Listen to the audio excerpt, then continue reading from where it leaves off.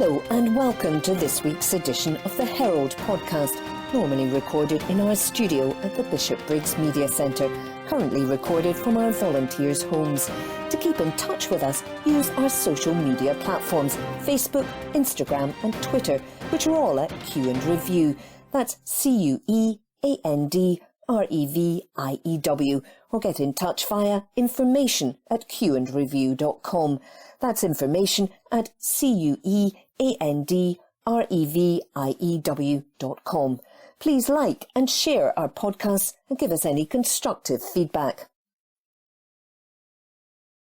The Herald, Wednesday the 30th of March 2022. News.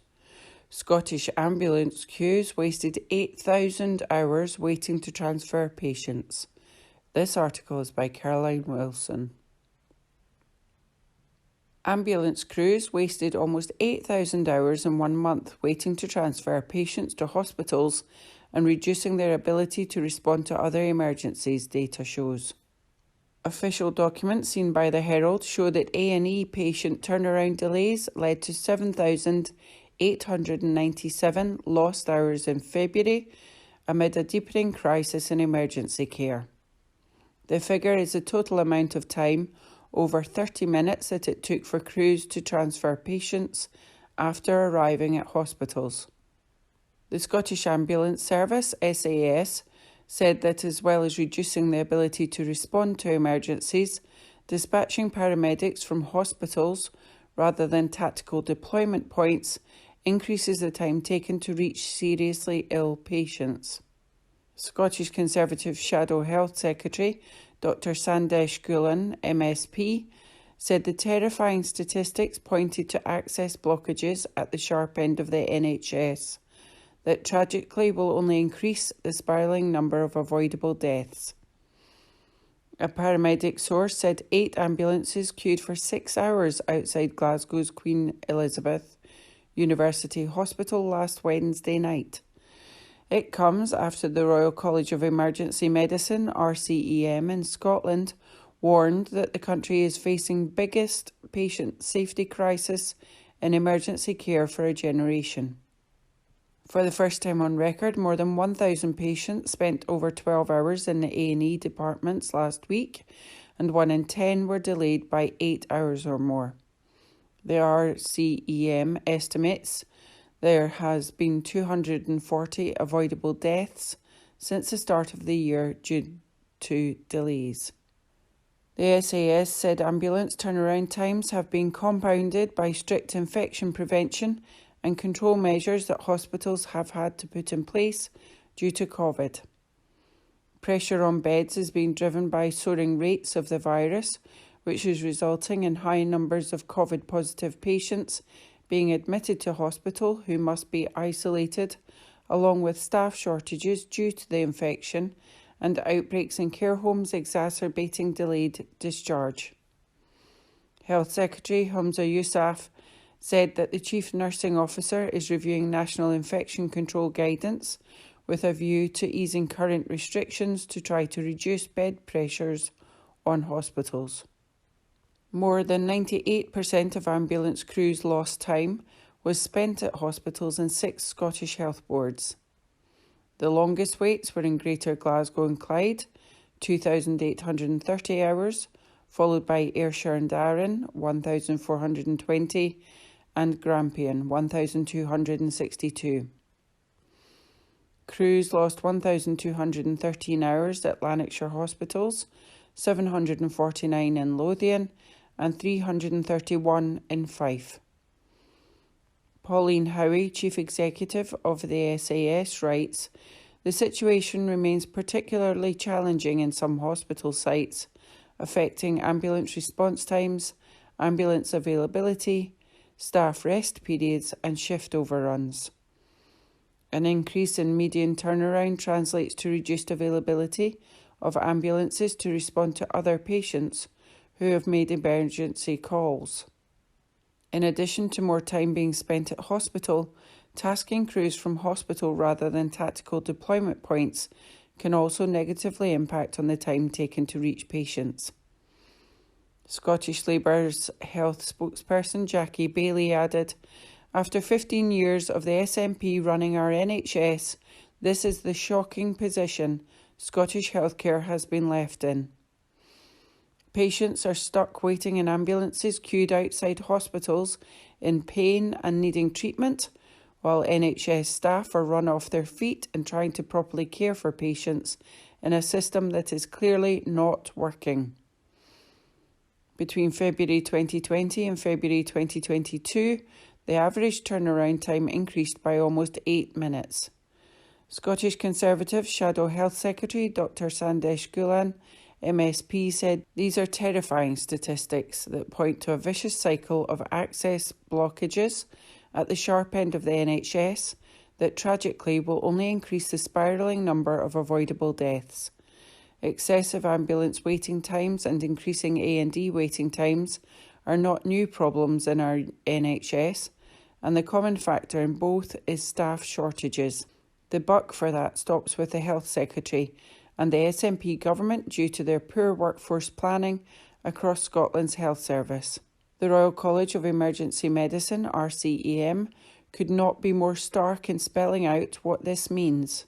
Humza Yousaf must act now to alleviate the crippling pressures on emergency medicine, or increasing numbers of patients will die needlessly.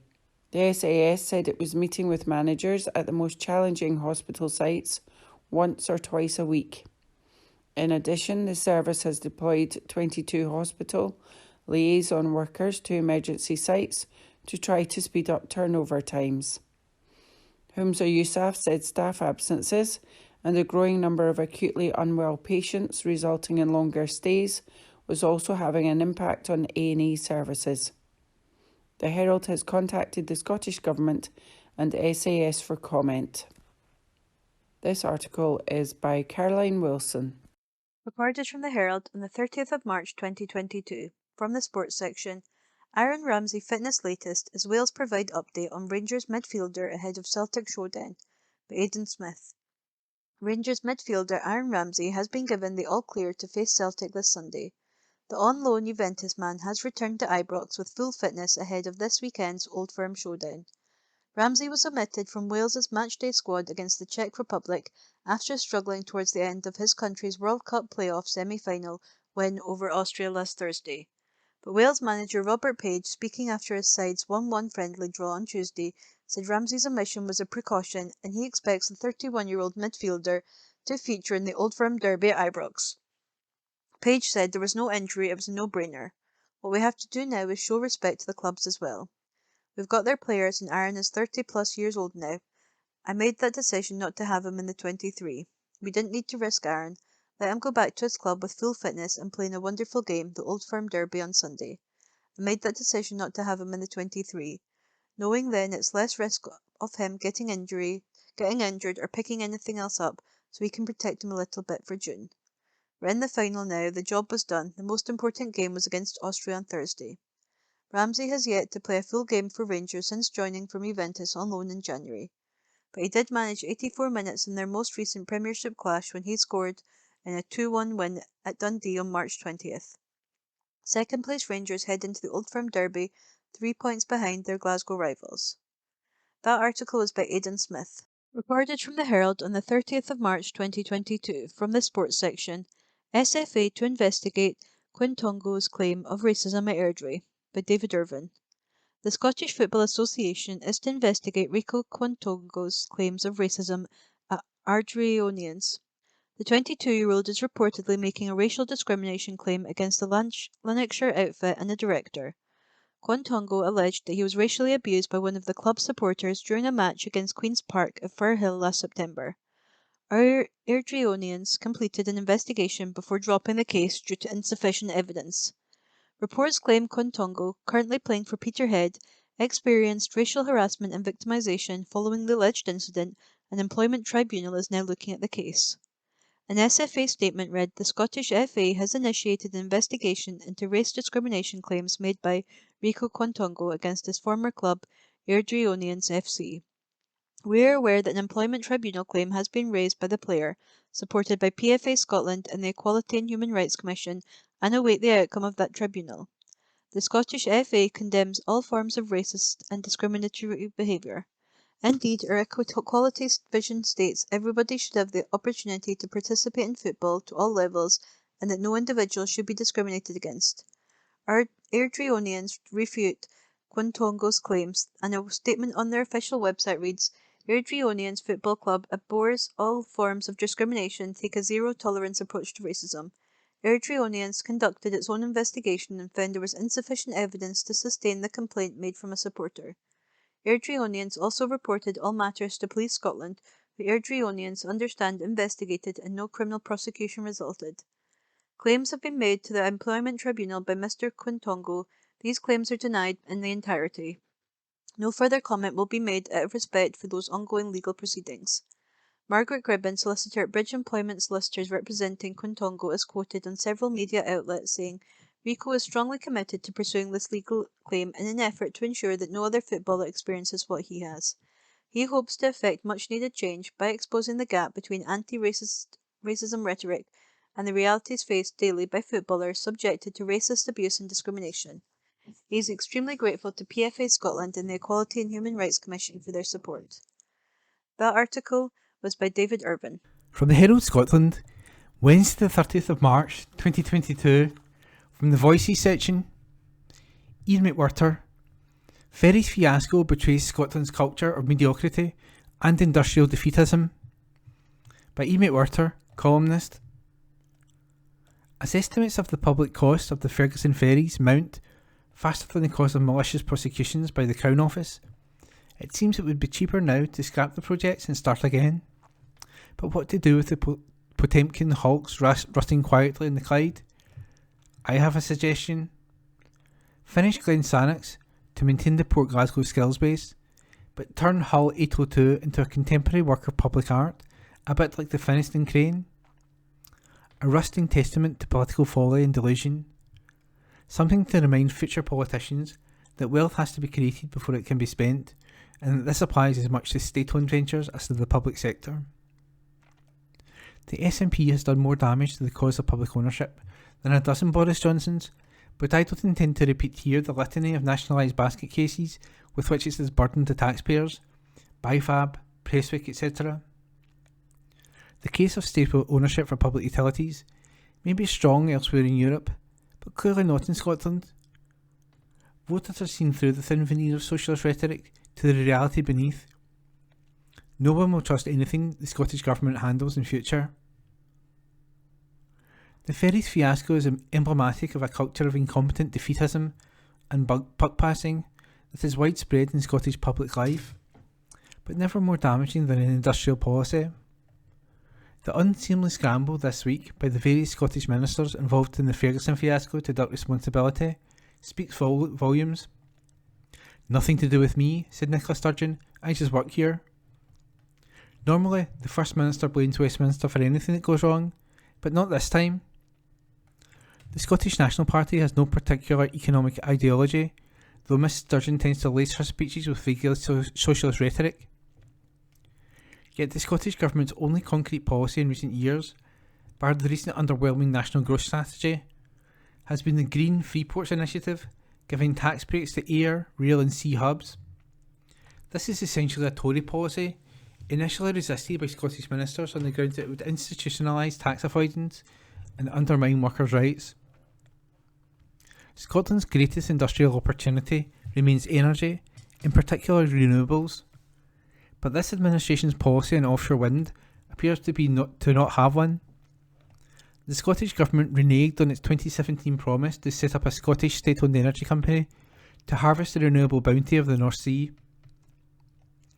It was widely criticised in January for the ScotWind giveaway of leasing arrangement for North Sea wind farms.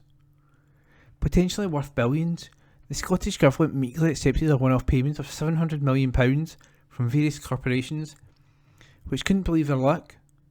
There is nothing socialist in selling Scotland short. The dismal history of Scotland's oil looks likely to be repeated, yet Norway, with no socialist rhetoric to speak of, took from the start a singularly hard-headed approach to managing its North Sea wealth. In 1972, It created the state-owned energy company, Statoil, effectively nationalising half of its oil and gas industry. It then started funneling hydrocarbon revenues into its famous sovereign wealth fund, which now owns 2% of all the world's stock markets.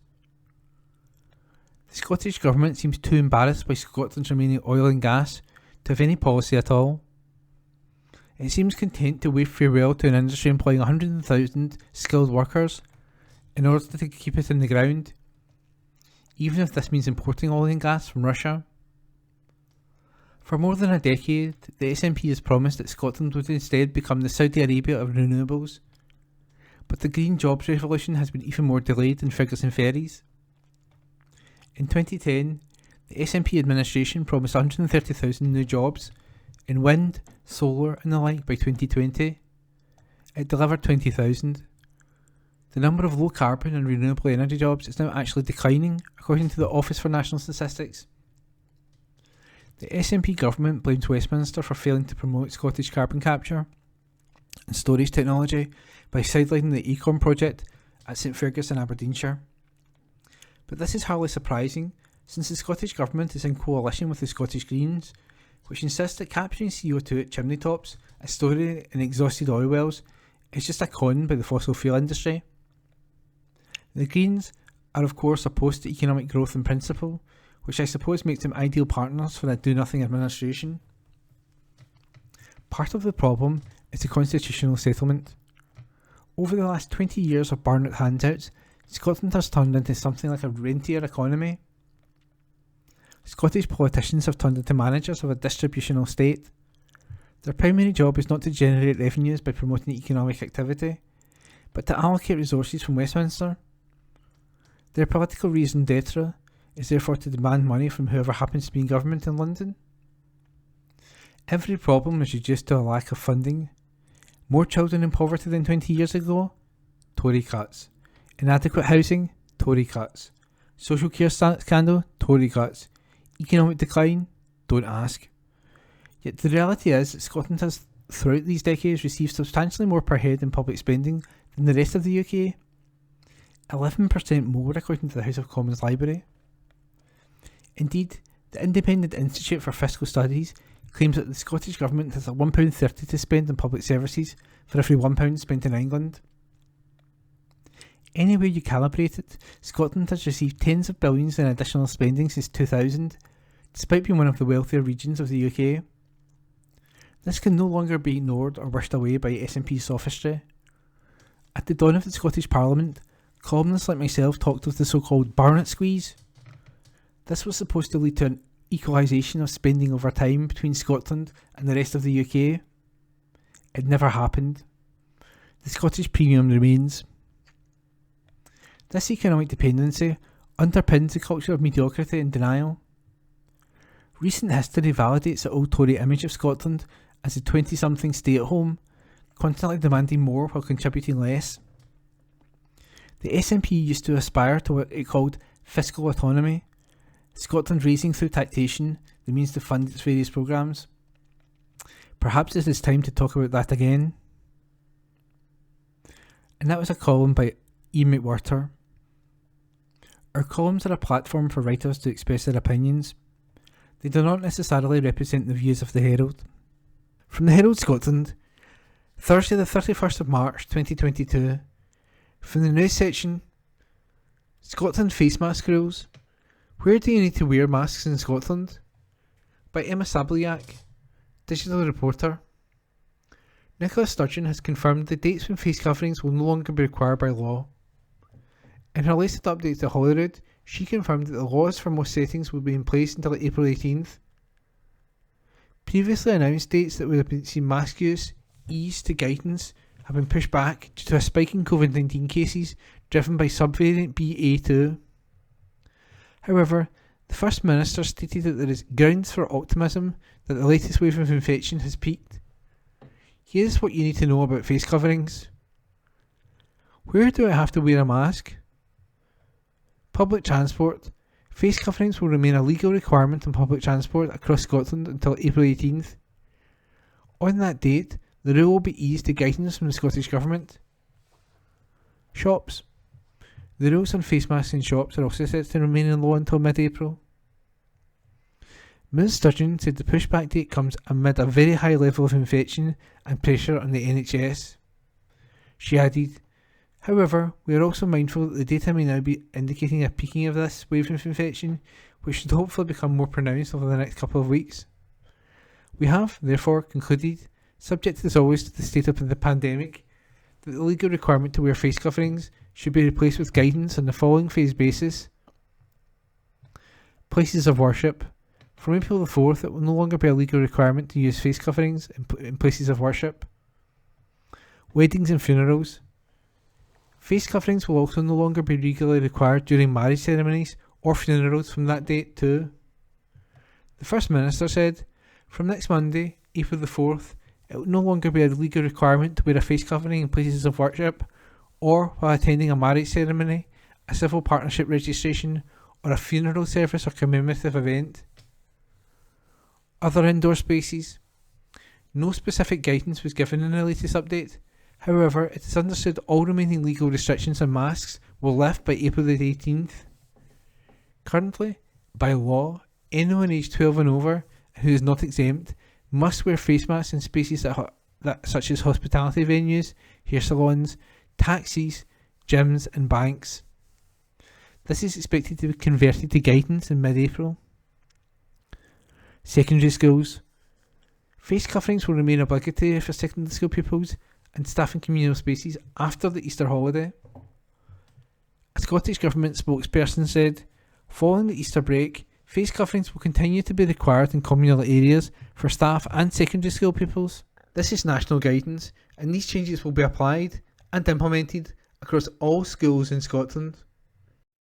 And that article is by Emma Sabliak. From the Herald Scotland, Thursday the 31st of March 2022, from the news section, Scottish Fire Service Chief Officer suspended. Reports by Emma Sabliak, digital reporter. Scottish Fire and Rescue Services Chief Officer has been suspended according to reports. Martin Blunden is set to be investigated over allegations about his conduct, according to the Scottish Sun. His role will temporarily be taken on by the Deputy Assistant Chief Officer, Ross Haggart. The fire service did not comment on the allegations and would not confirm that Mr Blunden was suspended. Chair of the Scottish Fire and Rescue Service Board, Dr Kirst Darwent, said, "We take any allegation against staff members extremely seriously and have robust procedures in place to ensure complaints are fully investigated. Any complaint would be considered confidential while being progressed." And that article is by Emma Sabliak. Recorded from the Herald on the 31st of March 2022, from the sports section, Rangers vs Celtic Down Under off as Ibrox side pull out of Sydney Super Cup, by Ewan Payton. Rangers will not take on Celtic in Australia later this year.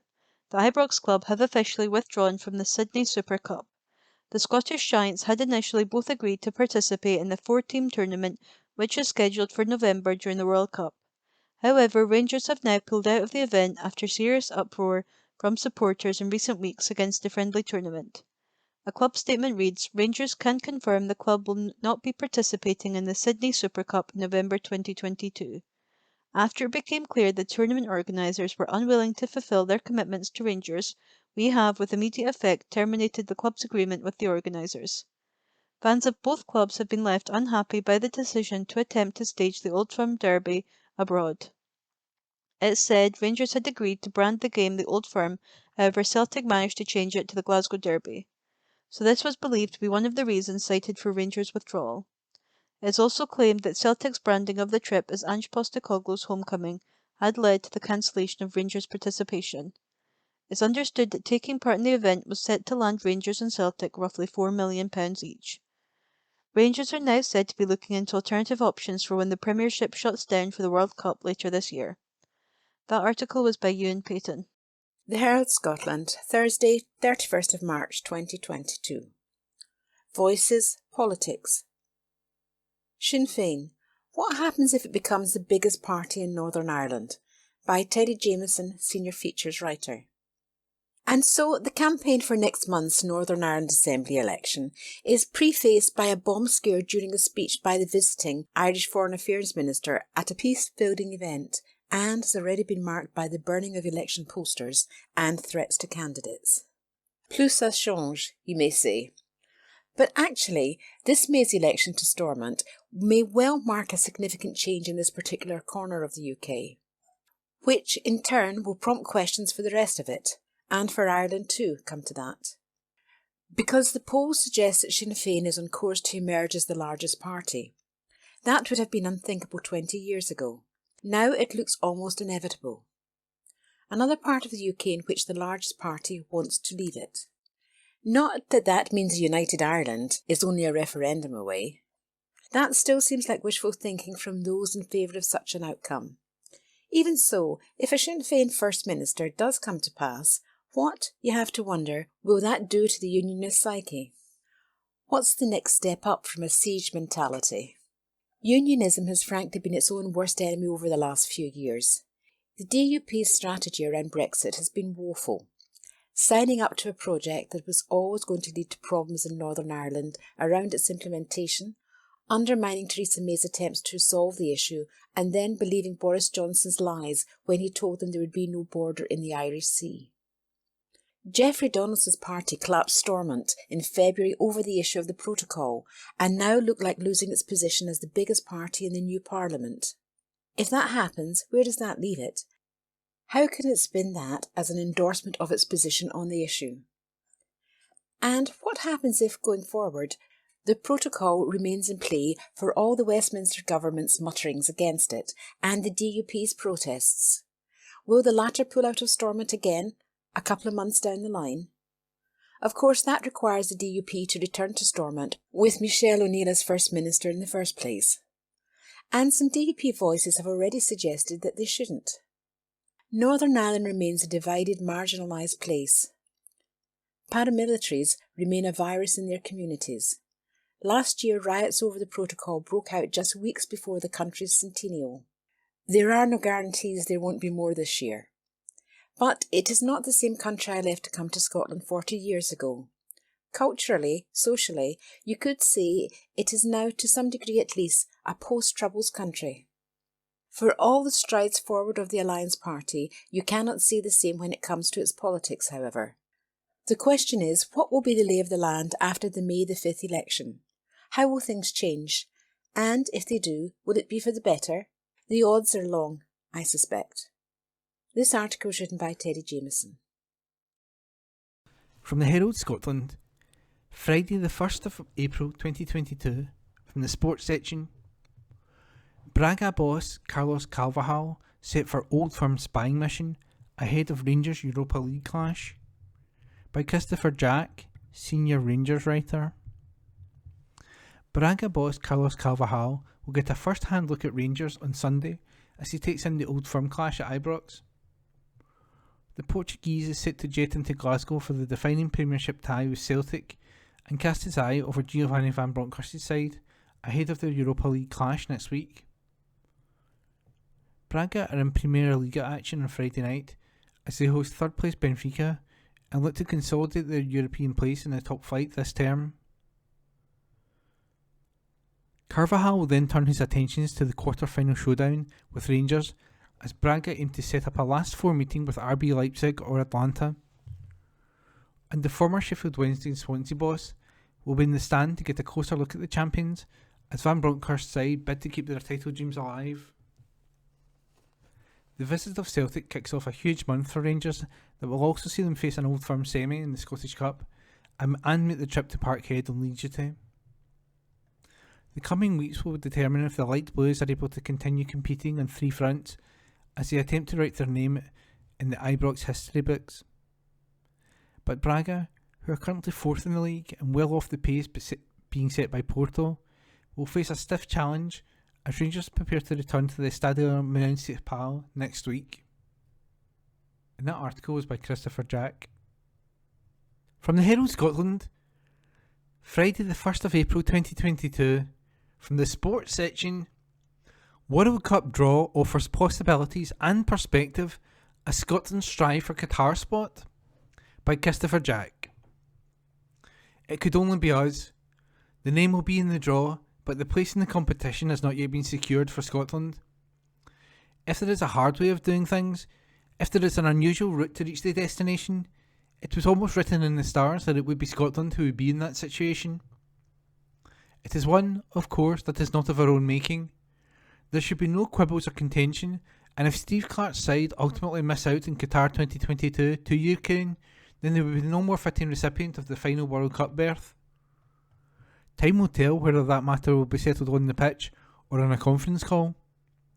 Once politicians and power brokers have had their say and made their moves, those that govern football will be left in the almost impossible position of deciding the fate of Ukraine in a sporting sense. Those conversations are for another day. This evening, the name of Ukraine will be in the draw for Qatar, and the potential route back to normality, whenever that arrives, in terms of their international aspirations, will become slightly clearer. 3 places in the finals are still up for grabs, and the ties between Costa Rica and New Zealand and the UAE or Australia and Peru will take place in June. That is when Clarke's side are set to face Ukraine and then take on Wales for the last European slot available. It is unusual for all the finalists not to be known before a ball is drawn, but the impact of the COVID pandemic is still taking a toll in the international game. The 2 intercontinental finals will be played in Qatar, having been moved from their initial dates and venues in March. If Scotland are indeed able to face and overcome Ukraine at the same time, the meeting with Wales that lies in wait will be a blockbuster event. History could be made by a squad to have already ended a 2-decade-long wait to see the Saltire fly among the finest names in the game. Should Scotland eventually book their ticket to Qatar, they will do so as one of the lowest seeded teams, and the Clarke side will be top 4 when the draw is made this evening. Scotland may not have been accustomed to being in draws for quite some time, but the format of the competition will be familiar. 8 groups of 4 teams will be decided, but the match schedule will not automatically be configured. This, according to FIFA, will allow scope to provide a more beneficial kick-off time for audiences at home, and supporters will have to wait to discover what days should be taken off, as holiday time is saved for the tournament in November and December. The tournament hosts will take position A1 and be joined by the likes of England, Brazil, Spain and Argentina. There will be no place in pot 1 for Germany or the Netherlands, and the potential route out of the groups would be fraught for Scotland if they were to draw one of the heavy hitters from that section. Some of the biggest names won't be there at all. Italy will have to watch the finals from afar following the defeat by North Macedonia, while Erling Haaland and Mo Salah will also miss out after Norway and Egypt failed to qualify. The same fate could yet befall Scotland. If it does, then the Tartan Army will once again have to settle for a seat in the couch rather than one in the plane to the major finals. Having come so far, it would be painful to fall at this stage. If matches with Ukraine and Wales had been outlined at the start of the qualification process, Clarke would surely have fancied his chances of following up a place at the European Championships with a dream trip to the World Cup. Some things, though, are more important than the game. June will give Scotland a chance to progress, but it will also provide perspective, and their football fate pales into insignificance in the bigger picture. The future cannot be predicted. Once the draw is made, Scotland will at least have a little more clarity on what lies ahead. And that article was by Christopher Jack. From the Herald Scotland, Monday the 4th of April 2022, from the news section, COVID Scotland, face covering rules end for funerals and weddings, by Emma Zabilak. Scotland phased easing of laws on the use of face coverings has entered its first stage today. Face masks will no longer be required by law in places of worship or while attending wedding and funeral services. However, their use will remain obligatory in shops, on public transport and in some indoor settings for another 2 weeks. The First Minister previously confirmed that this guidance would be in place until April 18th. An estimated 1 in 12 people had COVID-19 in the week ending March 26th, down from 1 in 11 the previous week. Nicola Sturgeon stressed the government will continue to encourage the wearing of face coverings in certain indoor places, especially where significant numbers of people are present. Before the weekend, coronavirus hospital cases in Scotland were still at more than 2,000. On Thursday, there were 2,383 people in hospital with recently confirmed COVID-19, a record high. That same day, 41 coronavirus-linked deaths and 6,935 new cases of COVID-19 were recorded. And that was an article by Emma Sabliak. From the Herald Scotland, Monday the 4th of April 2022, from the news section, Natalie and Magari embezzlement trial gets underway, by Andrew Learmonth. Former SNP MP Natalie Magari is in court today, charged with embezzling more than £25,000 from two pro-independence groups. The 40-year-old is accused of misappropriating £21,000 for her own use in her role as treasurer of the Women for Independence group between April 26, 2013 and November 30, 2015. It is alleged she transferred funds raised through events on behalf of Women for Independence into her own personal bank account and used cheques drawn on the organisation's bank account to deposit money into her own accounts. Ms Magari is also accused of embezzling £4,661 for her own use from the Glasgow Regional Association of the SNP between April 9, 2014 and August 10, 2015. The indictment also alleges she used cheques drawn on bank accounts held in the association's name to deposit money in her own personal bank accounts and transferred funds donated to the association through its website into her own accounts. Ms Magari was elected as the SNP MP for Glasgow East in 2015, but resigned the party whip after the emergence of fraud allegations. She stood down at the 2017 election. And that article was by Andrew Learmonth. From the Herald Scotland, Monday the 4th of April 2022, from the news section, Partygate, fines issued for bash on eve of Prince Philip's funeral, by Hannah Roger, Westminster editor. Fines have been issued to Downing Street staff for a gathering held on the eve of Prince Philip's funeral, it is understood. There were two gatherings organised in Number 10 on April the 16th, 2021, as preparations were being made for a scaled-back funeral for the Duke of Edinburgh the following day. It has been reported by several newspapers that at least one of the parties had seen attendees receive fines from the Metropolitan Police as part of Operation Hillman, investigating gatherings across Whitehall during lockdown. When details of the parties on the eve of Prince Philip's funeral emerged at the start of this year, Boris Johnson personally apologised to the Queen in Downing Street, said it was deeply regrettable. One of the gatherings was for former Downing Street Director of Communications James Slack, and the second for a photographer, and they were later reported to have merged. Number 10 staff were said to have partied until the early hours of the morning in a 7-hour drinking session. Takeaway pizzas were reported to have been ordered in, and some of the revellers were said to have broken a slide belonging to Mr. and Mrs. Johnson's son, Wilfred. It was also claimed that a suitcase was used to bring alcohol back to the Number 10 from a local supermarket. The following day, the Queen sat alone, socially distanced from her family, as she said goodbye to her husband. It has also been suggested by ITV News that Mr. Johnson will not be interviewed by the Metropolitan Police as part of their Partygate investigation.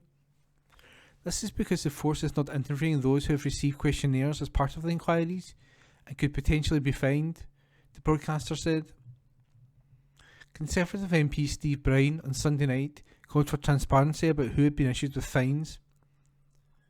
Speaking to BBC Radio 4's Westminster Hour, the MP for Winchester said, "They should just be honest about who's been tipped off with what, and put it all out there and say, you know what, we got this wrong, or this person's got this fine.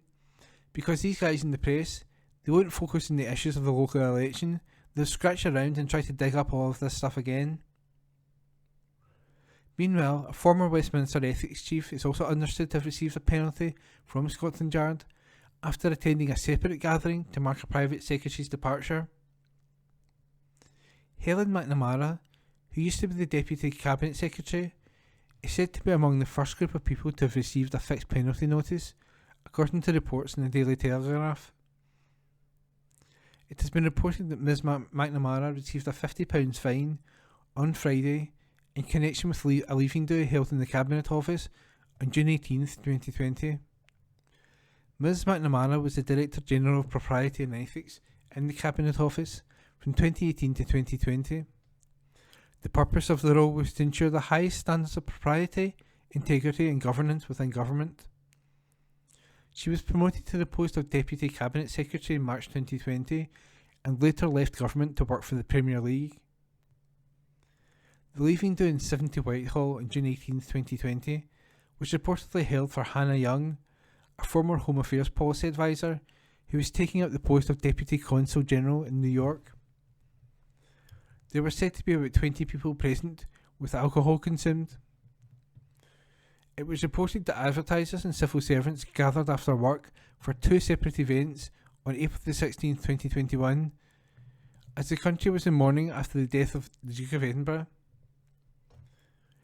The Met is investigating 12 events, including as many as 6 that Mr Johnson is said to have attended, and has sent out more than 100 questionnaires. The PM received his in February.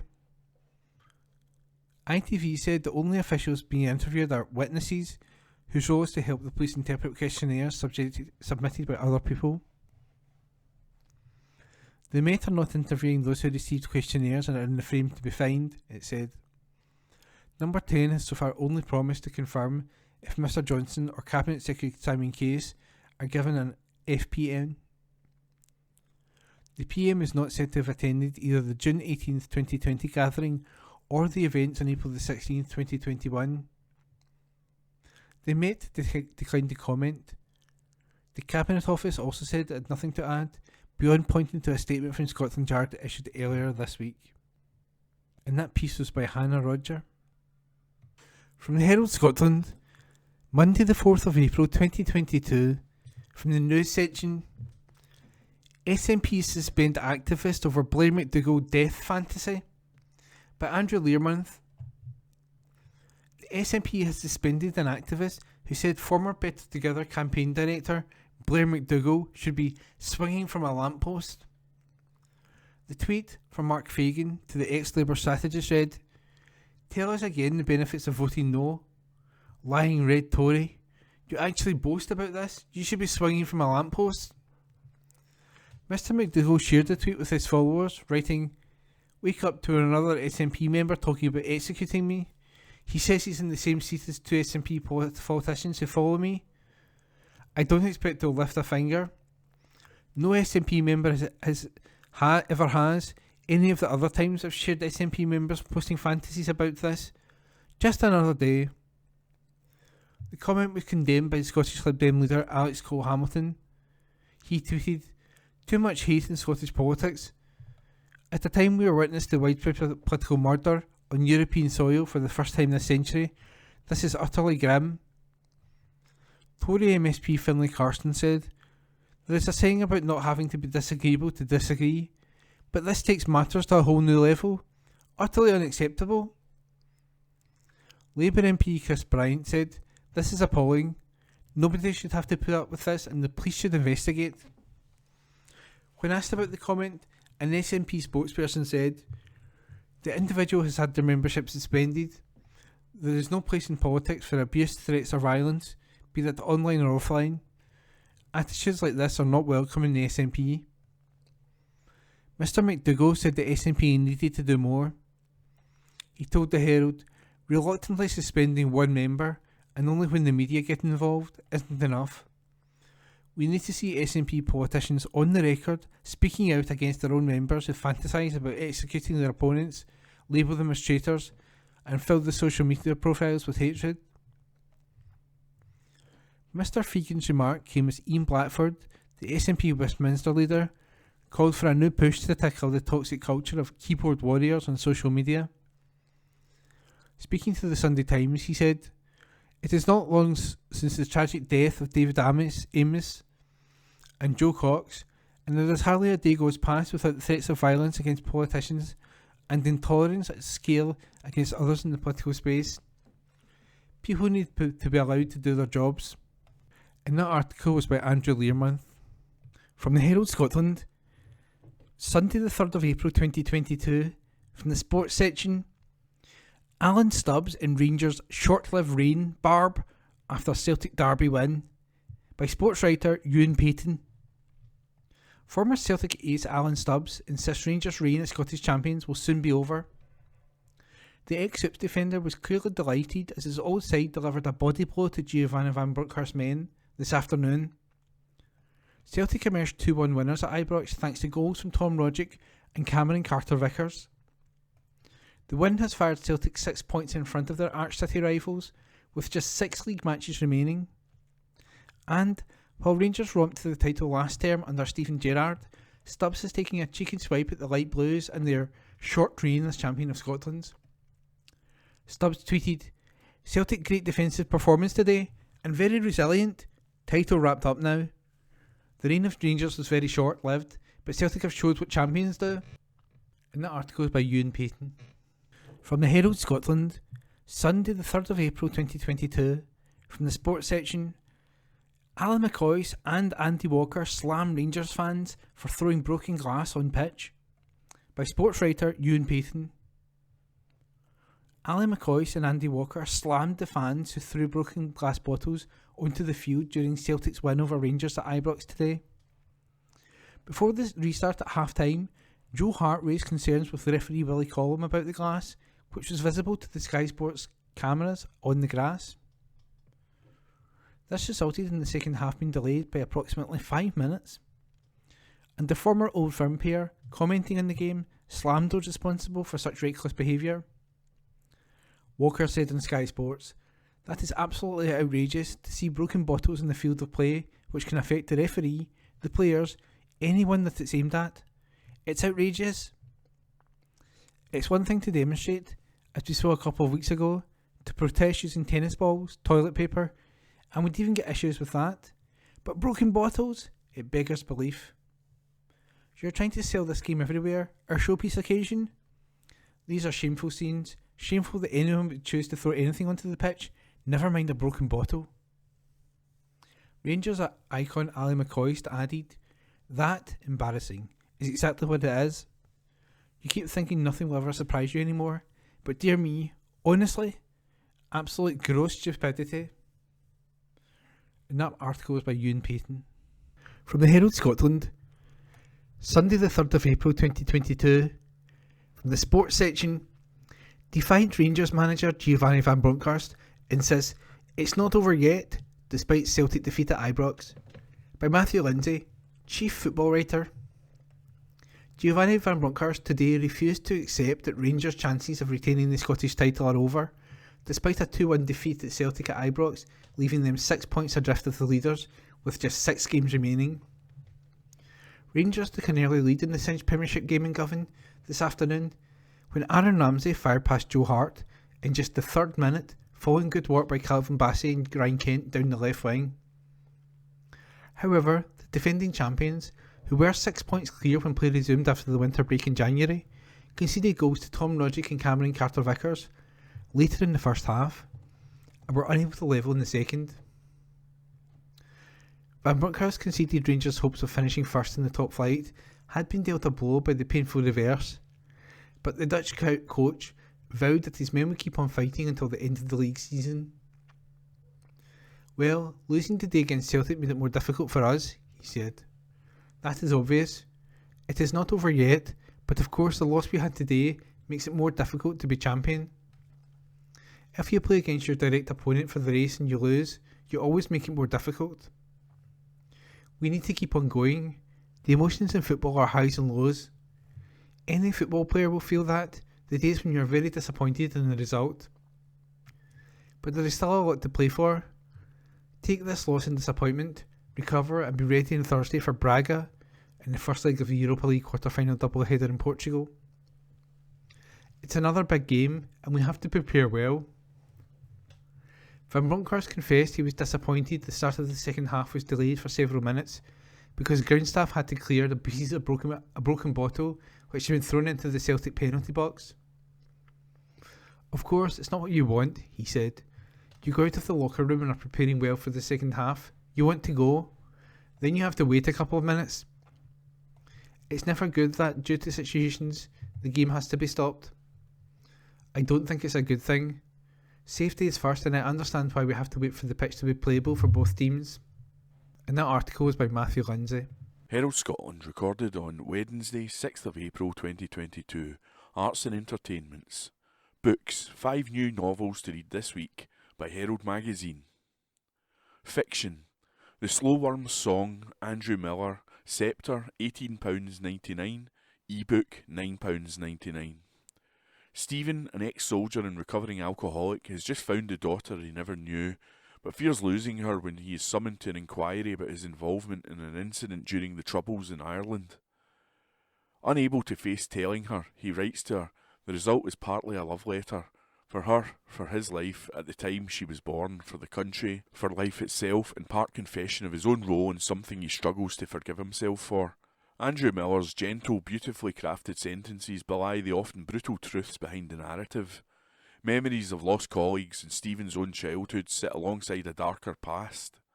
The image of the slow worm, silent and sinister, finding its way into the precious earth, is set against a song of light and life that won't be silenced. 9 out of 10. Review by Victoria Barry. 12 Secrets, Robert Gould, Sphere, £12.99, ebook £6.99. Who doesn't love a tightly plotted thriller? If the still flourishing success of Harlan Coben and his peers is anything to go by, twisty but lean whodunits remain precious commodities to modern readers. Robert Gould, launching his debut 12 Secrets after spending years as a book buyer, feverishly absorbing the product, delivers an intriguing tale of a shocking teenage tragedy that continues to torture investigative journalist Ben Harper and sends shockwaves through the generations of families who live in the fictional village of Hadley. Clever twists surprise, but never take liberties, and believable dialogue creates well-crafted characters in a community reminiscent of ITV's Broadchurch. Gould's maiden novel is hard to put down and full of promise for further murder mysteries to come. 8 out of 10. Review by James Cann. Careering. Daisy Buchanan, Sphere, £14.99, ebook £8.49. Careering follows 2 women in different stages of their careers, who have both been portrayed by the industry they once loved. Harry, who has dedicated her life to Panache magazine but is snubbed for the editor role, and Imogen, the intern she hires to write for a new feminist site. Careering is about modern womanhood, giving a funny and honest take on what it's like when a dream job turns sour, and what happens when you reach the other side of a toxic relationship with your career. Daisy Buchanan's writing is hilarious and doesn't hold back about the realities of being a young woman climbing the career ladder. If you've ever come to the realisation your dream job isn't all it's cracked up to be, then this book is for you. 8 out of 10. Review by Ricky Loftus. Non-fiction. A Line Above the Sky, On Mountains and Motherhood. Helen Mort, Ebury Press, £16.99, ebook £9.99. Poet Helen Mort offers a candid and moving exploration of early motherhood and mountaineering. She examines the physicality and instinct involved in both, and how having a child can change perceptions of the self, the body, and danger. This is contrasted with the cerebral process of writing. You'll learn about the author's hero, the climbing legend Allison Hargreaves, whose story is woven into her own. The writing is beautifully lyrical, inviting you to underline many passages. The descriptions of landscapes are at times dreamlike and haunting, and Mort's love for them is contagious, tempting you to put on your hiking boots and head to the Peak District. The narrative is interspersed with second-person vignettes of a climb. You may question their purpose at first, but their significance becomes clear later. 8 out of 10. Review by Sophie Wingate. Children's Book of the Week. The Lost Whale, Hannah Gold, HarperCollins, £12.99, ebook £7.99. The follow-up to the acclaimed The Last Bear, The Lost Whale is another eco cry from the heart of Hannah Gold. Rio has been sent to stay with a grandmother he barely knows in California, while his mum is in hospital. Little forlorn and lost, Rio makes friends with Marina on the beach, and finds a drawing of a whale his mum had done as a child and feels an instant connection. This grows when he encounters a whale on a boat trip, until the whale goes missing. Rio's complex feelings about his mum and looking after her runs next to his growing understanding of the dangers whales face thanks to human greed and thoughtlessness. Filled with big emotions and the need to face your fears, not to mention beautiful illustrations from Levi Pinfold, this is perfect for sensitive eco-warriors aged 8+. 8 out of 10. Review by Bridie Pritchard. By Herald Magazine. Herald Scotland recorded on Wednesday 6th of April 2022. Arts and Entertainments. The Curious Incident of the Dog in the Nighttime. Young autistic actor Connor Curran stars in theatre. By Brian Beacom, Senior Features Writer. What has been our collective experience of autism, limited to little more than colouring in the lines drawn by the thin dark pencil suggested by Dustin Hoffman's Rain Man? It's been changing, however. We've begun to understand the concept of neurodiversity, thinking in a different way, and realise those considered to be autistic can often be viewing life through a fascinating, imaginative lens.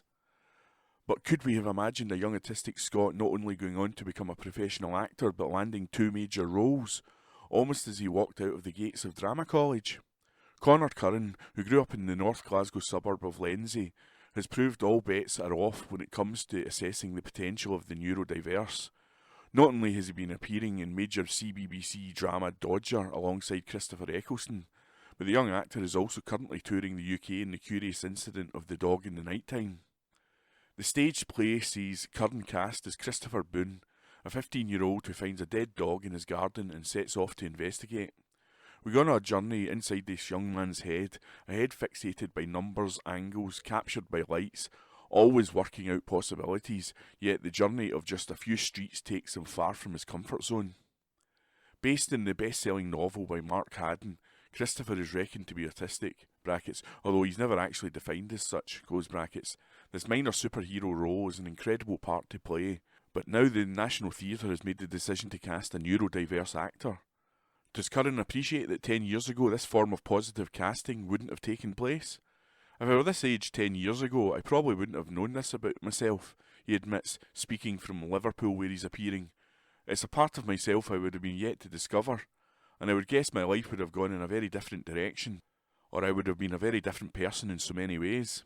Developments in understanding the brains of neurodiverse people have allowed us to understand more of how they process information. They can have difficulty in organising tasks, yet also possess the ability to approach things more creatively. Curran, however, suggests that the acting world is already complemented by many neurodiverse people. I think it's an abundant world, considering the likes of ADHD, dyslexia and Asperger's. I think this profession attracts people from across the neurodiverse spectrum. Those who think differently are attracted to a world which encourages it. Yes, I think so. People who have perhaps more of a need for self-expression, and that can lead to creative pursuits. And speaking as an autistic person, I think passion and obsession are key traits in acting, he grins. It's a job in which you dive headfirst into the deep end. Yet in the past, some considered those deemed to be autistic to be lacking in empathy. If this were the case, it's not a great trait to have in a profession in which the principal purpose is to portray emotion. I've said to many people over the years that having been raised in a neurotypical society, I've been neurotypical in my head. So I've been acting this way, if you will, for most of my life, so I feel I can do it. But in terms of the empathy thing, I would say I'm an empathetic person, or at least I believe I am. In fact, sometimes there are people in the autistic spectrum who feel they have too much empathy, and sometimes emotions can overcome them. I feel this is something to be considered, rather than the viewpoint of the antiquated society which says we lack empathy. Really what it, brackets autism, close brackets, often boils down to is a lack of ability to interpret social cues, and this can be misconstrued. He adds, smiling, I'm not a scientist, but I don't think I have any empathy problems at all. And acting is, well, acting. You don't need to have the mechanical mindset of a sociopath in order to play a murderer. Exactly, he says. Curran is supportive of the trend for actors to have lived the experience of the characters they're playing, but acknowledges that acting is all about imagination, to be able to escape into a fantasy world. It's like being a child, a cowboy, or whatever.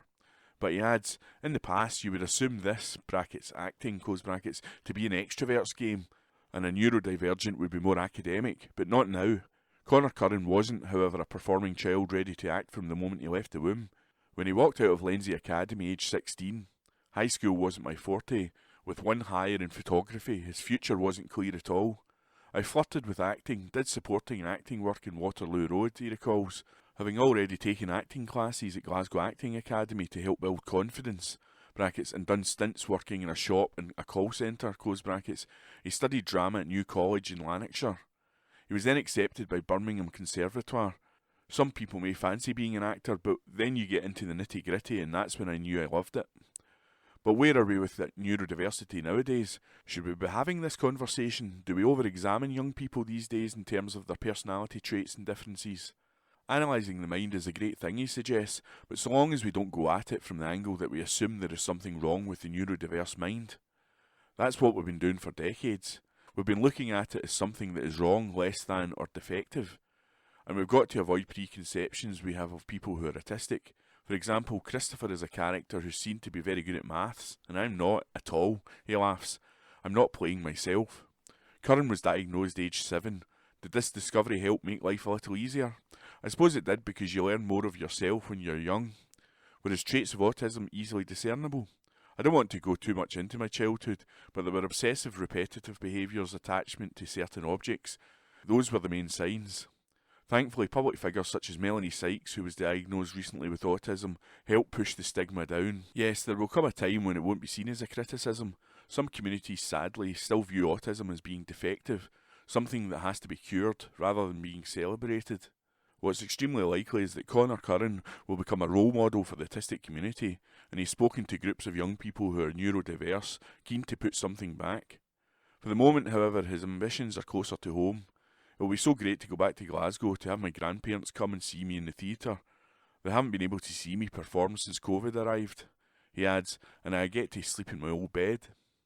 The curious incident of the dog in the night time, the King's Theatre, Glasgow, April 5 to 9. World Autism Acceptance Week runs from March 28 to April 3 by Brian Beacom. From the Herald Scotland, Tuesday the 5th of April 2022, from the news section. Glasgow urged to repatriate looted bronzes and Wounded Knee Massacre artefacts by Deborah Anderson.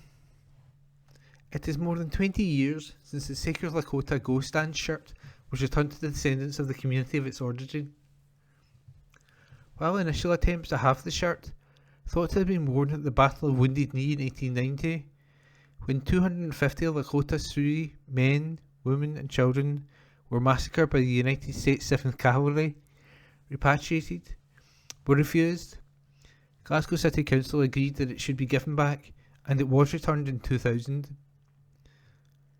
Now, the city has received a further request for repatriation of 25 artefacts from the Cheyenne River and Oglala Lakota Sioux tribes in South Dakota, along with 2 separate requests from other nations. 25 Lakota cultural items sold and donated to the city's museum collection by George Krieger in 1892 could be returned after a request was made to the city's museum service.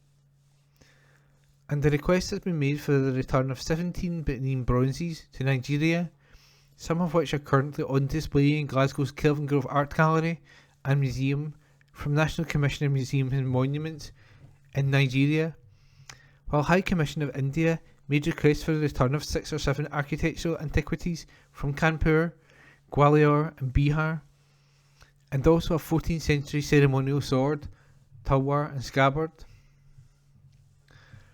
A working group for repatriation of artefacts report due to go before Glasgow City Council's City Administration Committee on Thursday will recommend members approve the return of the items to their original communities.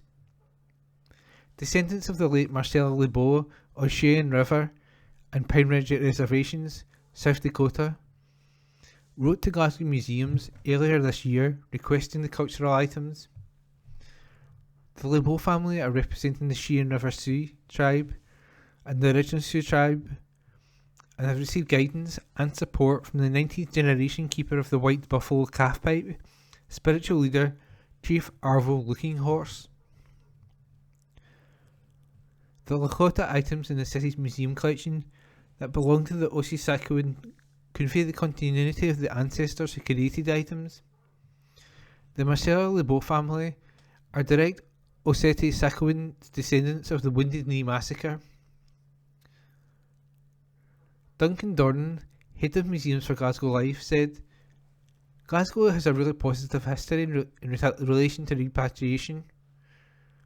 While the ghost ship was returned to the Wounded Knee community, that was very much at the forefront of the UK sector and something of a blueprint.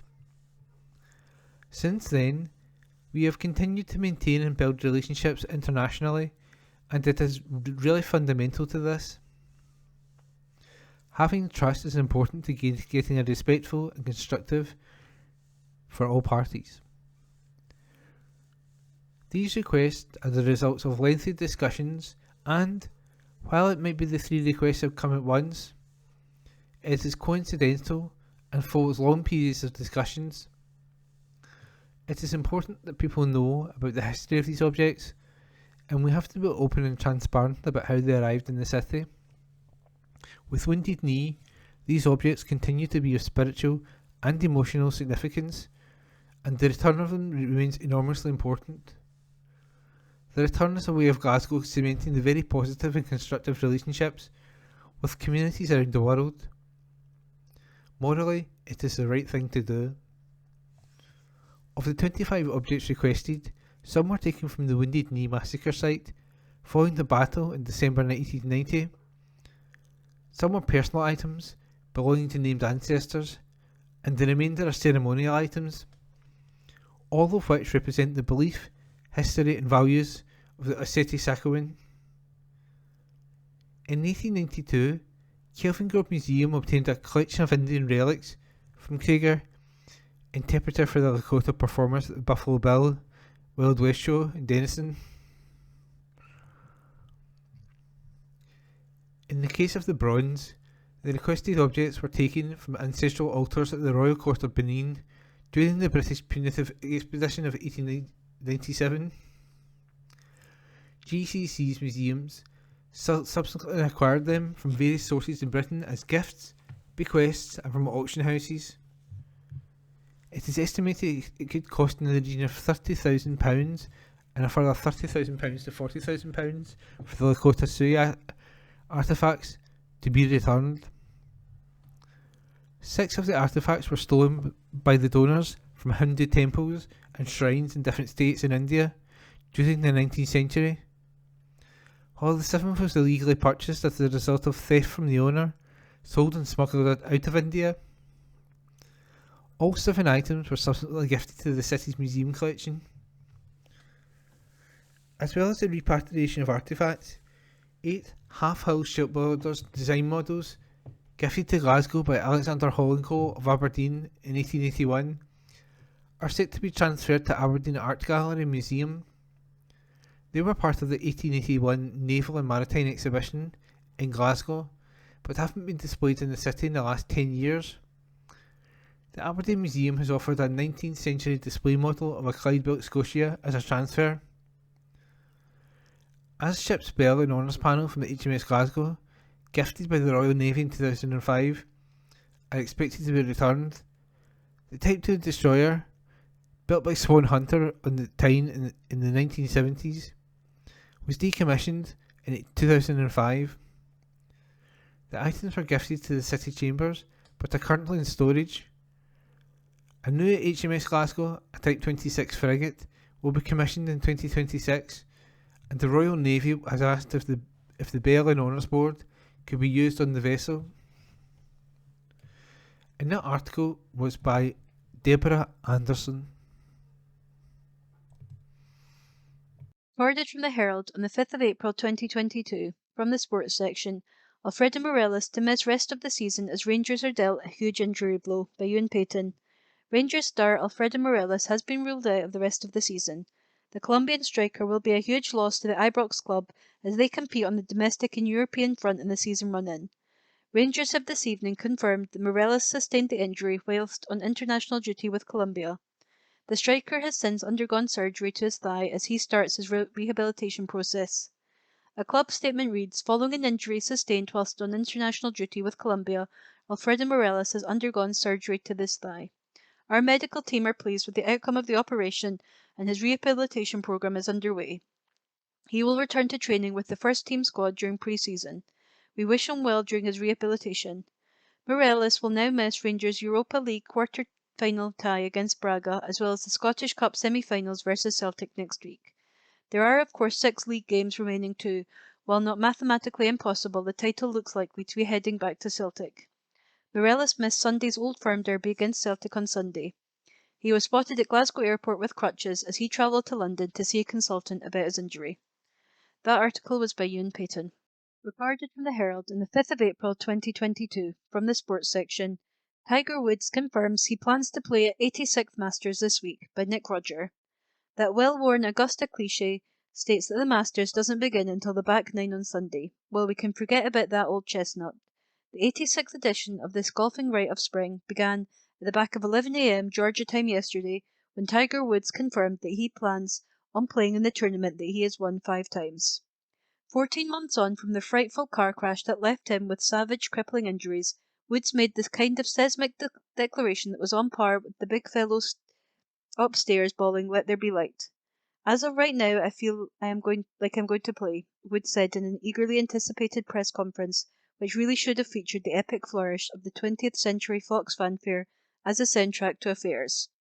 Confirmation of his comeback, of course, will only be rubber-stamped when he is actually announced on that first tee for his opening round tomorrow.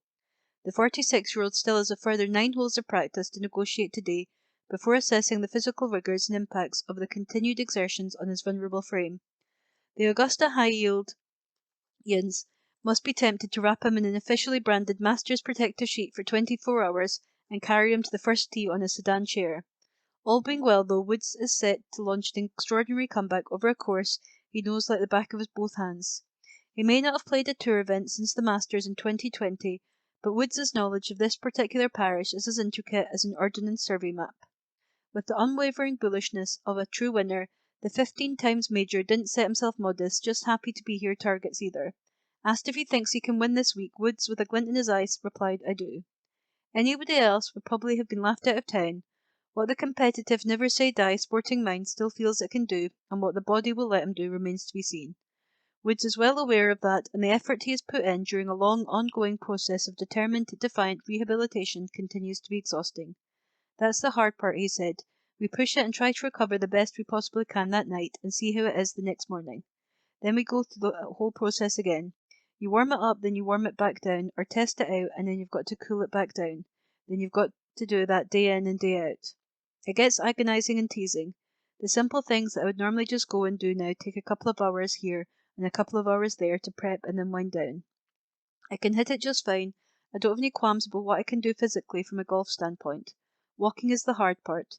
This Augusta is normally not an easy walk to begin with. Now, given the condition that my leg is in, it gets even more difficult.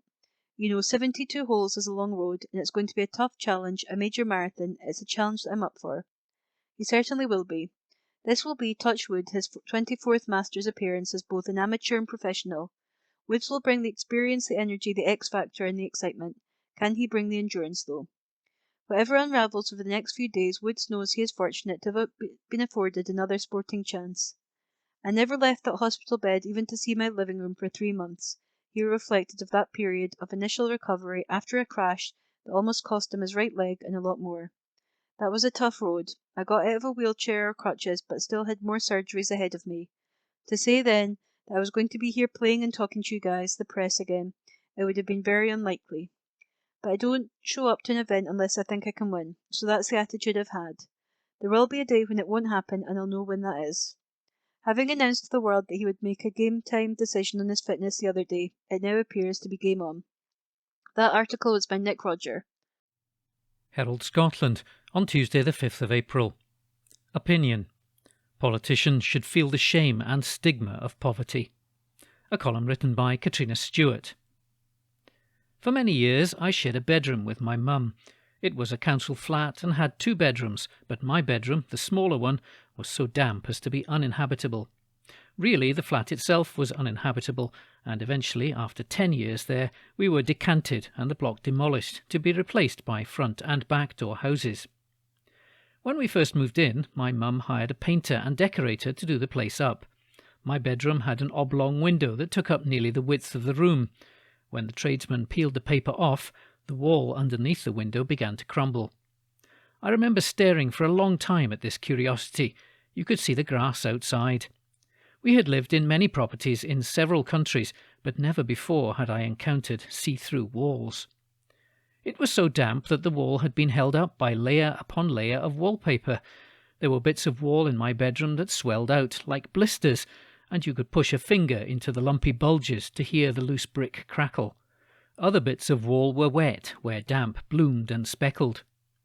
The bathroom had mould that could never be vanquished with cleaning materials, and mushrooms grew up through the kitchen floor. I'm not sure if they were edible. We never chanced it. Other friends in other council flats dealt too with damp and mould, and for a very long time I thought damp housing was normal. I almost never talk about this, and recently I was thinking about why. Shame, really, is the answer. Not my shame in particular, but my poor mum's shame.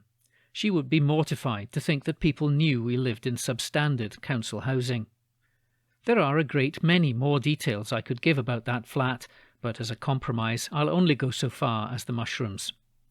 But isn't it silly that the shame is ours, rather than the shame being that of the local authority, the landlord allowing its tenants to live in such dire, dire surroundings? Poverty and shame go hand in hand. Who wants to admit that they aren't providing for their child what other parents can provide? Who wants to admit to hard times and stretched funds, or, as is increasingly the case, no funds at all?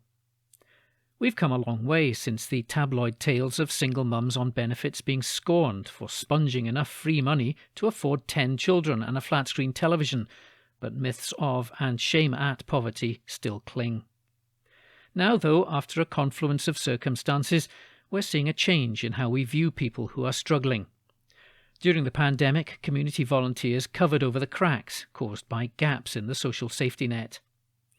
A focus on local people helping in their local areas, neighbours pitching in for neighbours, gave a much better understanding of the situations of others. Swiftly following the pandemic is the cost of living crisis, a neat phrase that sums up the issue without giving a face or a voice to the people living through the worst of it. Suddenly, everyone's affected by price hikes and energy increases.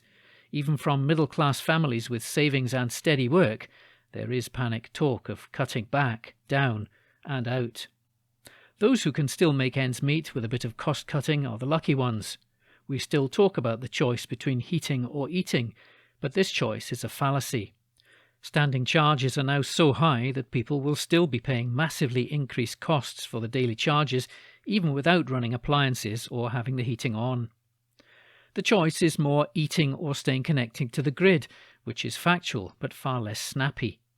Essentially, people who can very least afford it will be accruing debt, but having absolutely nothing to show for it. Millions are to be plunged into poverty thanks to the choices of this current government. People who always assumed they would be financially okay will start to struggle. For a long time, poverty was seen as going hand in hand with laziness and fecklessness, rather than the truth, which is that some people are lucky and other people are not. Fortune, fickle fortune, smiles where she likes. The pandemic, and now the cost of living crisis, show that circumstance is very often a matter of whim, and that anyone could be at risk of losing what they've built. This insight is valuable because a united front is vital. Politicians shy away from increasing benefits because they worry about spooking voters who still believe that the benefit system exists to keep layabouts in ready meals and fags. Many more of us are vulnerable now, and that vulnerability should bring with it a sharp change in attitude from poverty as failure of character to the reality that poverty is not the shame of the individual, but a collective shame of failed political systems. A column written by Katrina Stewart. Herald Scotland, on Tuesday the 5th of April. Opinion. The failed smart meter system needs a total rethink. A column written by Leslie Riddoch. You can say one thing for the energy crisis. It's finally got British households monitoring energy use more carefully than at any time since the 70s. Thank goodness, then, that successive British governments have been rolling out smart meters for the last 11 years. At £485 per household, that's more than twice the cost of installation in Italy and Spain, and 10 times more than India and Brazil. Still, at least the smart meters are largely installed, which saves the customer on engineer visits and makes billing more precise. except these economies have not come to pass.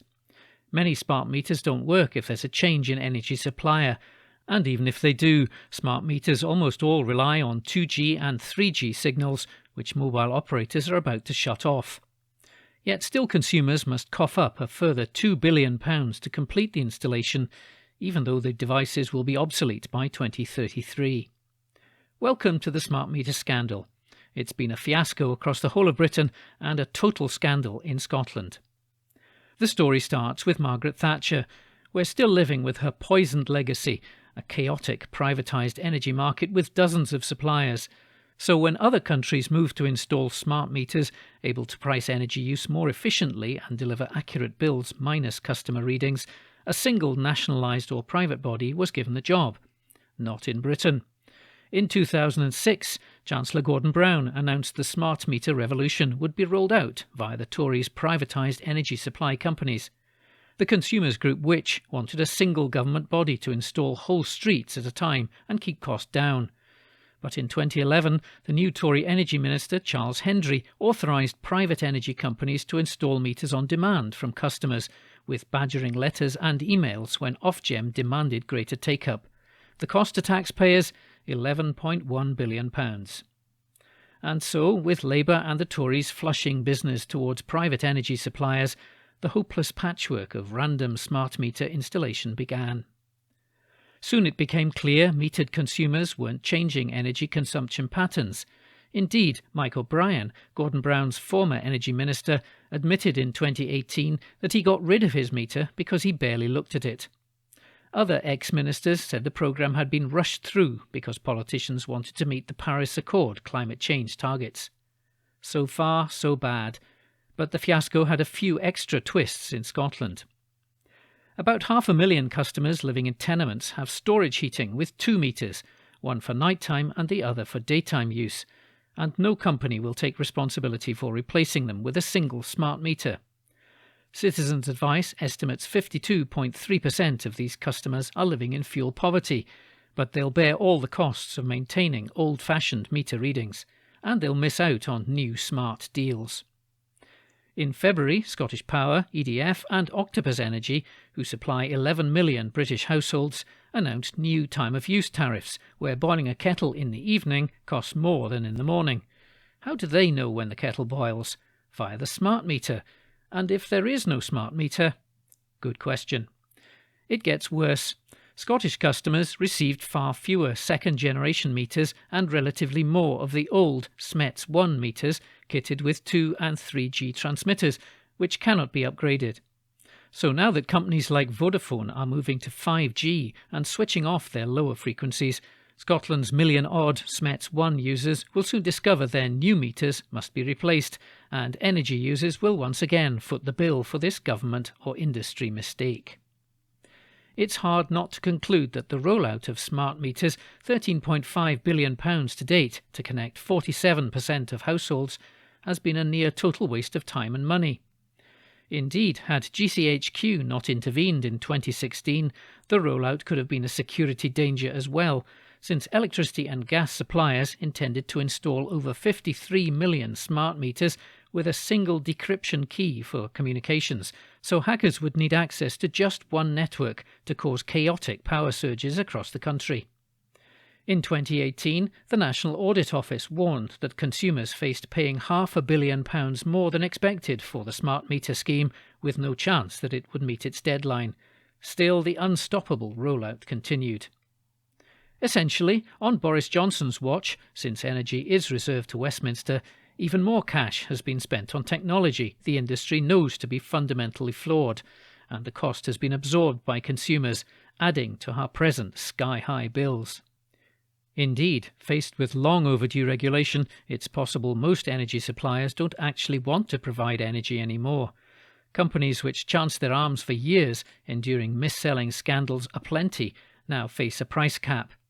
And despite the recent whopping rise announced by Ofgem, they can't make the massive profits of yesteryear by just selling energy. Top managers are feeling no pain. There's no cap on their ludicrously high salaries. But companies like SSE have already sold their supply business to concentrate on the more lucrative business of energy production. The energy scene has actually changed so much. There's a very real question mark over the future of the new Big Six. What are they actually for? If industry regulation and smart meters actually worked, why would we need any energy supply companies? Yet as consumers buckle under the latest price hikes, caused largely by the failure of successive governments to shift Britain's unique dependency on gas for heating, Tory ministers are taking lazy pops at green levies, not the £13.5 billion we're all paying for a failed smart meter system. Since Labour was complicit in the disastrous scheme, there's not much opposition from them either. Regardless, the rollout should be stopped in its tracks for a total rethink. If it isn't, and it won't be, we'll all be financing a smart meter revolution that's been a total dud. A column written by Leslie Riddoch. And that was this week's The Herald podcast, normally recorded in our studio at the Bishopbriggs Media Centre, currently recorded from our volunteers' homes with the publisher's kind permission. Thanks for listening.